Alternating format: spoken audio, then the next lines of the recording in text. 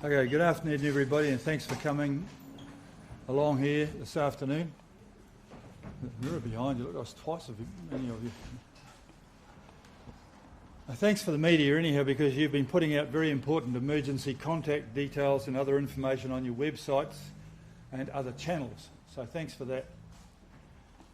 It has taken some time for everyone to appreciate just how big and widespread an event this has been.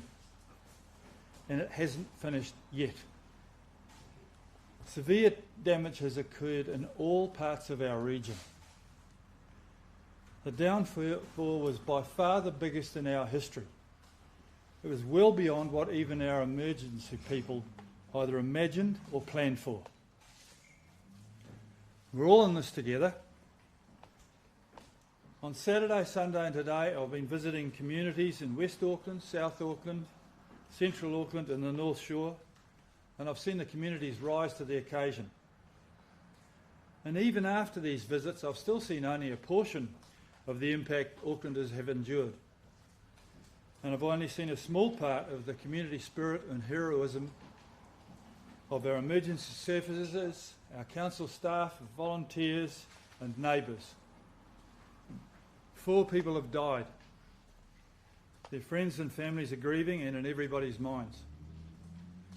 It underlines the fact that this was downpour that none of us had ever seen before or even imagined. And as the Prime Minister has said, this is climate change.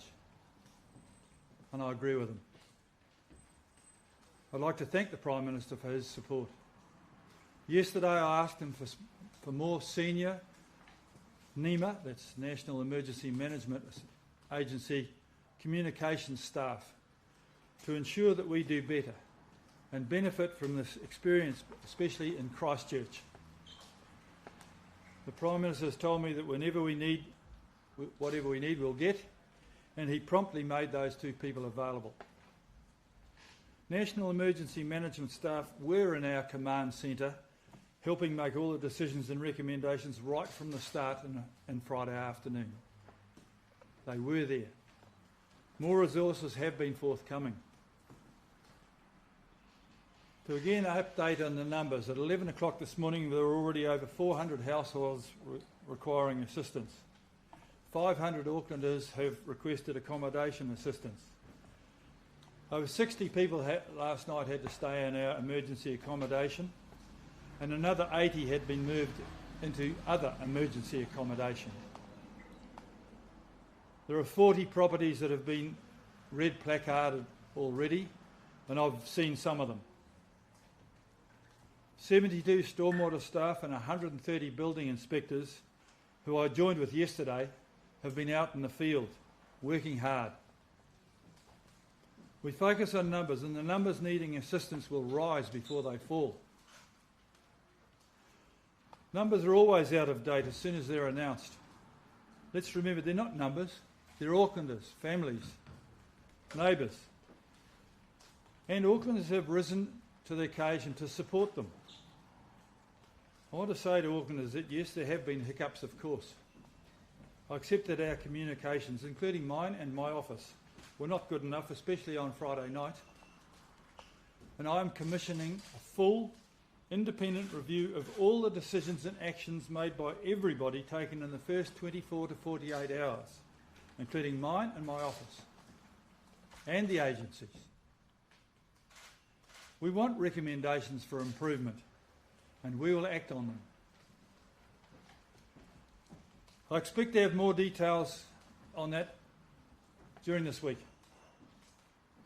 But my team's current focus and our big worry is that some Aucklanders might think the worst is behind us, but it isn't. This morning the Met Service are telling us to expect 60 to 80 millimetres of rain north of the city, and perhaps 80 to 120 millimetres in localised places. That's nothing like Friday night, but the ground is so saturated and the drains are so full that if anything, it could be more dangerous than even Friday. That's why I've asked emergency authorities to consider advising schools and businesses about staying closed tomorrow. That's why I've asked Minister Hinare, the Minister of Defence, to prepare to bring in the army to help with things like sandbagging if we need it and other tasks, just in case, to make sure we are prepared. I know he's in Auckland at the moment and he has offered his assistance, which I appreciate. Councillors and local board members have been doing fantastic work helping out on the ground personally and acting as ears and eyes for me and for the team back in Bledisloe House. With my support, councillors and local board members have been instrumental in making resources get where they are most needed. My thanks to our councillors and local board members in South Auckland. Your hard work meant the Mangere Emergency Hub was up and running and open last night and will remain be at its new location until at least tomorrow morning, depending on what happens tonight. In West Auckland, thanks to councillors for the work in getting the Kelston Centre to stay open for the rest of this week. Here in the North Shore, pressure from Councillor Richard Hills and Tony Van Tonda and her team have been instrumental in getting the clean-up underway faster than it otherwise would have been. Progress may be interrupted a bit tonight if the weather gets worse.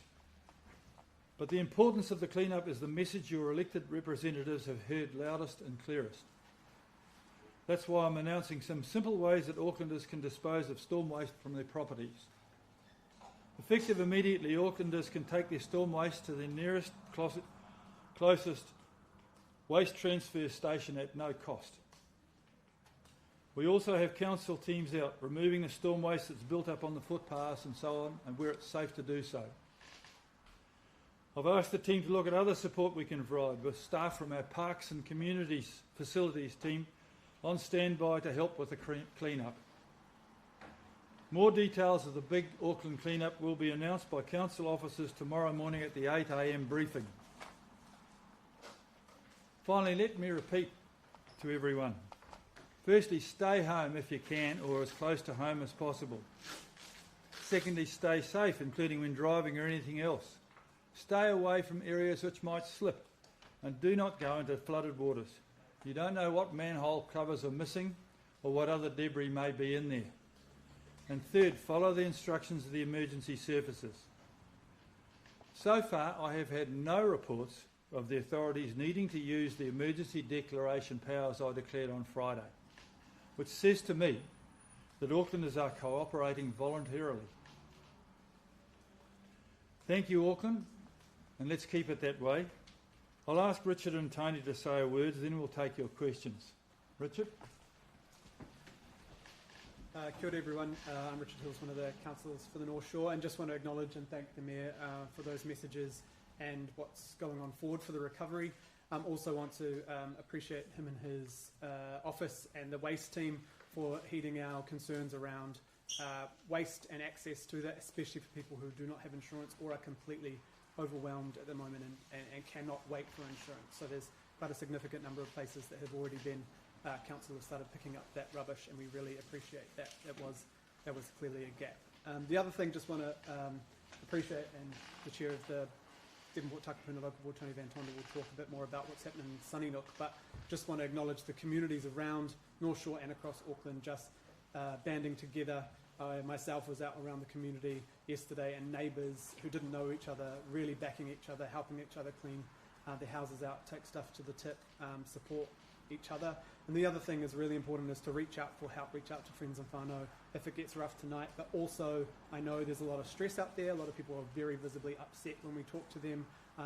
A lot has happened in a number of days, so it's really important that talking to those mental health lines and looking at that. It's really important also for people to log anything. So things will get to, it'll be prioritised, but around water care, we're seeing significant breaks of pipes and things. Don't assume we know about those. Please log them. And same with building reports. The Mayor's been to and spoken to all the building inspectors, but there may be more that need to be done. Please log them, and we will get to them. So the council teams are working amazingly hard, but if we don't know about it, we can't get there. So just once again, we'll just want to acknowledge the community and everything that's being done, and also look after each other tonight and tomorrow in case weather gets bad again.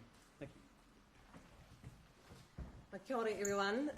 This has been a significant emergency event, However, it hasn't been felt equally amongst the community, and that's why we're down here in Sunnysnook. We're so privileged to have the centre here who have mobilised with the community and have reached out to the people in Sunnysnook, because it's the Sunnysnook houses in particular, as well as in Milford, who are worst hit. And the thing about these communities is that we have a lot of migrant families who do not speak English. We have a lot of renters who do not have insurance. We've got people's cars who have been inundated and they can no longer mobilise themselves. Water has been up to almost the top of their walls and they do not know what to do. So we feel very, very privileged to be working as a local board with the community centre and the very many volunteers who have been out here for the last 3 days, bringing their vehicles, their trailers, picking up rubbish, taking it to the dump at their expense. We are very, very privileged to have this sort of tight community to respond, and we have seen some absolutely heartbreaking stories and people who have been so grateful for that community response. Certainly we've had containers tipping into the culverts. We've also obviously had one of our own local community members who did lose their life. It has been very raw and very hard for the people here. So we are very grateful to hear that there is more response coming, especially around the waste and how that's going to be processed at no expense. Some of the houses have been yellow stickered. The community has been going every day, door knocking, talking to every single person. We've had food delivered. We have been bringing them in for cups of coffee. We have been helping them get to the Albany Massey University Centre because some of them cannot return to their homes. But this will be long-lasting in terms of its impacts. So, really looking forward to continuing helping with these incredible volunteers who are here today.